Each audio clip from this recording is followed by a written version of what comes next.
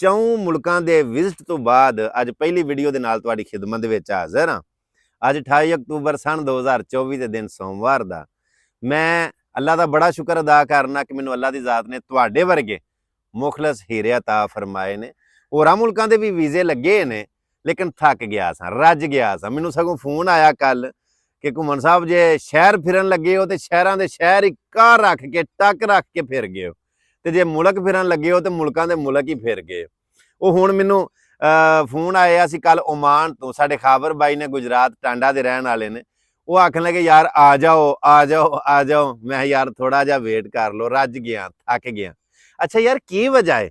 ਵੀਜ਼ੇ ਵੀ ਦਿੰਦੇ ਨੇ, ਟਿਕਟਾਂ ਵੀ ਦਿੰਦੇ ਨੇ, ਫਿਰ ਅਗਲੇ ਅਖਰਾਜਾਤ ਵੀ ਬਰਦਾਸ਼ਤ ਕਰਦੇ ਨੇ, ਕੋਈ ਮਫਾਦ ਵੀ ਨਹੀਂ, ਕੋਈ ਲਾਲਚ ਵੀ ਨਹੀਂ। ਮੇਰੇ ਕੋਲੋਂ ਕੋਈ ਉਹਨਾਂ ਨੂੰ ਕਿਸੇ ਕਿਸਮ ਦਾ ਕੋਈ ਲਾਲਚ ਨਹੀਂ, ਸੌਦੇ ਪਿਆਰ ਦੇ ਨੇ, ਸੌਦੇ ਮੁਹੱਬਤਾਂ ਦੇ ਨੇ। ਅੱਛਾ ਯਾਰ ਉਹ ਕਿਹੜੀਆਂ ਗੱਲਾਂ ਨੇ ਕਿ ਹਿੰਦੁਸਤਾਨ ਦੇ ਸਰਦਾਰ ਲੋਕ ਹੋਣ ਜਾਂ ਪਾਕਿਸਤਾਨ ਦੇ ਪੰਜਾਬੀ ਪਾਕਿਸਤਾਨੀ ਲੋਕ, ਚਾਹੇ ਅੰਦਰੂਨ ਮੁਲਕ ਨੇ ਚਾਹੇ ਬੈਰੂਨ ਮੁਲਕ ਨੇ, ਦੂਜਿਆਂ ਮੁਲਕਾਂ ਦੇ ਵਿੱਚ ਰਹਿੰਦੇ ਨੇ, ਉਹ ਇੰਨੀ ਹਯਾ ਕਰਦੇ ਨੇ, ਇੰਨੀ ਕਦਰ ਕਰਦੇ ਨੇ, ਇੰਨੀ ਰਿਸਪੈਕਟ ਕਰਦੇ ਨੇ। ਕੀ ਵਜ੍ਹਾ ਹੈ? ਮੈਂ ਤੇ ਆਨਾ ਸਾਡਾ ਅੱਲਾ ਦਾ ਫਜ਼ਲ ਹੈ। ਮੈਂ ਤੇ ਨਾ ਸਾਰੇ ਦਾ ਸਾਰਾ ਜੋ ਹੈ ਅੱਲਾ ਦਾ ਕਰਮ ਹੈ। ਆਪਣਾ ਮੇਰੇ ਵਿੱਚ ਕੋਈ ਕਮਾਲ ਨਹੀਂ। ਸ਼ੁਕਰਾਨੇ ਦੇ ਨਫਲ ਅਦਾ ਕਰਨਾ ਔਰ ਅੱਲਾ ਦੀ ਜ਼ਾਤ ਦਾ ਸ਼ੁਕਰ ਅਦਾ ਕਰਨਾ ਕਿ ਮਾਲਕਾ ਤੂੰ ਮੈਨੂੰ ਮੇਰੀ ਔਕਾਤ ਤੂੰ ਬਹੁਤਾ ਪਿਆਰ ਦੇ ਛੜਿਆ, ਮੇਰੀ ਔਕਾਤ ਤੂੰ ਬਹੁਤਾ ਤੂੰ ਮਤਲਬ ਲੋਕਾਂ ਦੇ ਦਿਲਾਂ ਦੇ ਵਿੱਚ ਮੇਰਾ ਪਿਆਰ ਪਾ ਛੜਿਆ। ਸੋ ਇੱਕ ਹੈ ਕੁਲੀਆ, ਇੱਕ ਨੁਸਖਾ ਹੈ। ਜਿਵੇਂ ਅੱਲਾ ਪਾਕ ਦੀ ਜ਼ਾਤ ਇੱਜ਼ਤ ਦੇਵੇ, ਜਿਵੇਂ ਅੱਲਾ ਪਾਕ ਦੀ ਜ਼ਾਤ ਬੁਲੰਦੀ ਦੇਵੇ, ਜਿਵੇਂ ਅੱਲਾ ਪਾਕ ਉਰੂਜ ਦੇਵੇ, ਉਵੇਂ ਉਵੇਂ ਝੁਕਦੇ ਜਾਓ, ਉਵੇਂ ਉਵੇਂ ਆਪਣੇ ਵਿੱਚ ਆਜੀ ਇਖਤਿਆਰ ਕਰੋ। ਆਪਣੀ ਬੋਲੀ ਮਿੱਠੀ ਰੱਖੋ, ਆਪਣਾ ਕਿਰਦਾਰ ਠੀਕ ਰੱਖੋ। ਬੋਲੀ ਮਿੱਠੀ ਰੱਖਣ ਦੇ ਨਾਲ ਨਾਲ ਆਪਣਾ ਲਹਿਜਾ ਕਿਰਦਾਰ ਠੀਕ ਰੱਖੋ, ਇਨਸ਼ਾਅੱਲਾ ਤੁਹਾਨੂੰ ਫਲ ਲੱਗੇਗਾ। ਤੇ ਜੇ ਮੇਰਾ ਮਤਲਬ ਹੈ ਲਜ਼ਤਦਾਰ ਖਾਣੇ ਹੋਣ ਹੋਟਲ ਦੇ ਉੱਤੇ, ਹਾਂਜੀ, ਸਫਾਈ ਸੁਥਰਾਈ ਮਿਆਰ ਬੜਾ ਅੱਛਾ ਹੋਵੇ, ਜੇ ਅਖਲਾਕ ਦਰੁਸਤ ਨਹੀਂ ਨਾ ਤੇ ਦੂਜੀ ਵਾਰੀ ਅਸੀਂ ਉਸ ਹੋਟਲ ਤੇ ਨਹੀਂ ਜਾਂਦੇ। ਅਸੀਂ ਆਨੇ ਯਾਰ ਕੀ ਕਰਨਾ, ਨਾ ਵੇਟਰਾਂ ਦਾ ਲਹਿਜਾ ਰਵੱਈਆ ਉਹਨਾਂ ਦਾ ਤਰੀਕਾਕਾਰ ਠੀਕ ਹੈ, ਨਾ ਮਾਲਕ ਦਾ ਠੀਕ ਹੈ।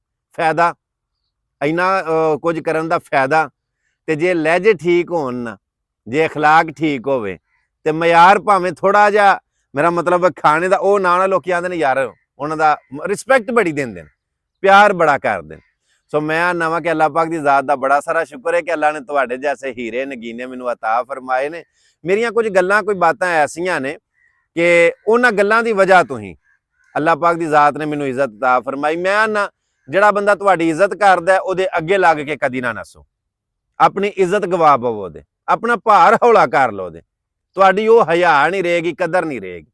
ਤੇ ਜੇ ਕੋਈ ਬੰਦਾ ਤੁਹਾਡੇ ਪਿੱਛੇ ਆਉਂਦਾ ਤੇ ਆਪ ਹੀ ਅੱਗੇ ਲੱਗ ਕੇ ਨਾ ਨੱਸੋ, ਫਿਰ ਵੀ ਤੁਸੀਂ ਆਪਣੀ ਇੱਜ਼ਤ ਘਟਾ ਪਾਓਗੇ, ਭਾਰ ਹੌਲਾ ਕਰ ਲੋਗੇ, ਤੁਹਾਡੀ ਕਦਰ ਨਹੀਂ ਰਹੇਗੀ। ਸੋ ਜਿਹੜਾ ਤੁਹਾਡੇ ਪਿੱਛੇ ਆਏ ਉਹਦੇ ਅੱਗੇ ਲੱਗ ਕੇ ਨਾ ਨੱਸੋ, ਜਿਹੜਾ ਅੱਗੇ ਲੱਗ ਕੇ ਨੱਸੇ ਉਹਦੇ ਪਿੱਛੇ ਕਦੇ ਨਾ ਜਾਓ। ਇਨਸ਼ਾਅੱਲਾ ਤੁਹਾਡਾ ਮਿਆਰ ਕਾਇਮ ਰਹੇਗਾ। ਆਪਣੇ ਮਿਆਰ ਤੋਂ ਕਦੀ ਥੱਲੇ ਨਾ ਆਓ। ਔਰ ਜ਼ਬਰਦਸਤੀ ਬੰਦਾ ਇਹ ਕਿਸੇ ਨੂੰ ਮਜਬੂਰ ਨਹੀਂ ਕਰ ਸਕਦਾ ਕਿ ਤੂੰ ਮੇਰੇ ਨਾਲ ਤਾਲੁਕ ਰੱਖ, ਤੂੰ ਮੇਰੇ ਨਾਲ ਰਿਸ਼ਤਾ ਰੱਖ। ਤਾਲੁਕ ਹੋਵੇ, ਯਾਰੀ ਹੋਵੇ, ਦੋਸਤੀ ਹੋਵੇ, ਰਿਸ਼ਤੇਦਾਰੀ ਹੋਵੇ, ਇਹ ਰਿਸ਼ਤੇ ਨੇ ਅਹਿਸਾਸ ਦੇ। ਤੇ ਜੇ ਯਾਰੀ ਚੂ, ਦੋਸਤੀ ਚੂ, ਤਾਲੁਕ ਚੂ, ਰਿਸ਼ਤੇਦਾਰੀ ਚੂ ਅਹਿਸਾਸ ਖਤਮ ਹੋਈਏ ਨਾ ਤੇ ਉਹ ਫੋਕਾ ਹੋ ਜਾਂਦਾ।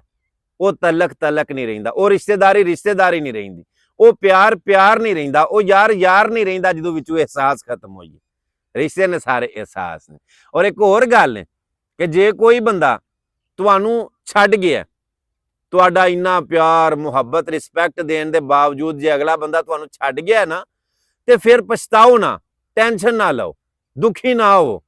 ਉਹ ਇਸ ਵਾਸਤੇ ਕਿ ਜਿਹੜੇ ਸਸਤੇ ਲੋਕ ਹੁੰਦੇ ਨੇ ਨਾ, ਉਹ ਬ੍ਰਾਂਡਡ ਚੀਜ਼ਾਂ ਨੂੰ ਛੱਡ ਜਾਂਦੇ ਨੇ। ਹਾਂਜੀ, ਮੈਂ ਬੜੇ ਨੁਕਤੇ ਦੀ ਗੱਲ ਪਿਆ ਕਰਨਾ ਵਾ। ਤੁਸੀਂ ਅਗਰ ਆਪਣੀ ਨੀਅਤ ਠੀਕ ਰੱਖੀਏ ਔਰ ਠੀਕ ਚੱਲਦੇ ਹੋ ਪਏ, ਉਹਦੇ ਬਾਵਜੂਦ ਅਗਲਾ ਬੰਦਾ ਤੁਹਾਡੀ ਕਦਰ ਨਹੀਂ ਕਰਦਾ, ਤੁਹਾਡੀ ਰਿਸਪੈਕਟ ਨਹੀਂ ਕਰਦਾ, ਤੁਹਾਡੀ ਹਯਾ ਨਹੀਂ ਕਰਦਾ, ਤੁਹਾਨੂੰ ਅਹਿਮੀਅਤ ਨਹੀਂ ਦਿੰਦਾ, ਤੇ ਫਿਰ ਸ਼ੁਕਰ ਕਰੋ ਅੱਲਾ ਦੀ ਜ਼ਾਤ ਦਾ ਕਿ ਬੇਕਦਰੇ ਬੰਦੇ ਕੋਲੋਂ ਜਾਨ ਛੁੱਟ ਗਈ। ਔਰ ਯਾਦ ਰੱਖਿਓ, ਬੇਕਦਰਾ ਬੰਦਾ ਹਮੇਸ਼ਾ ਪਛਤਾਉਂਦਾ।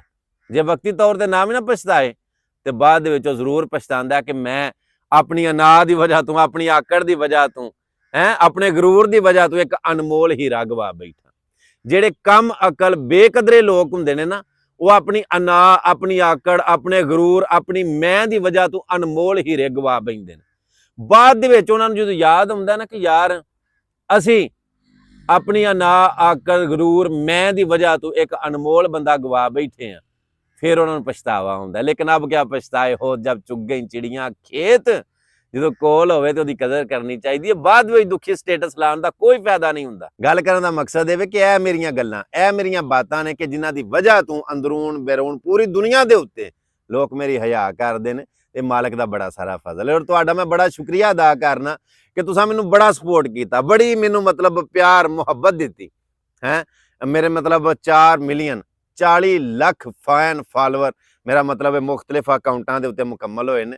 ਮੈਂ ਤੁਹਾਡਾ ਸਾਰਿਆਂ ਦਾ ਬਹੁਤ ਜ਼ਿਆਦਾ ਸ਼ੁਕਰੀਆ ਅਦਾ ਕਰਨਾ। ਇਨਸ਼ਾਅੱਲਾ ਇਰਾਦਾ ਕਰਨਾ ਕਿ ਇੰਜ ਹੀ ਮੈਂ ਅੱਛੀਆਂ ਵੀਡੀਓ ਬਣਾਉਂਦਾ ਰਹਾਂਗਾ, ਇਸਲਾਹੀ ਅਖਲਾਕੀ ਮੁਆਸ਼ਰਤੀ ਮਸਾਇਲ ਦੇ ਉੱਤੇ ਗੁਫ਼ਤਗੂ ਕਰਦਾ ਰਹਾਂਗਾ ਔਰ ਆਪਣੇ ਨੌਜਵਾਨਾਂ ਦੀ ਵੀਡੀਓਜ਼ ਦੇ ਜ਼ਰੀਏ ਇਸਲਾਹ ਕਰਦਾ ਰਹਾਂਗਾ।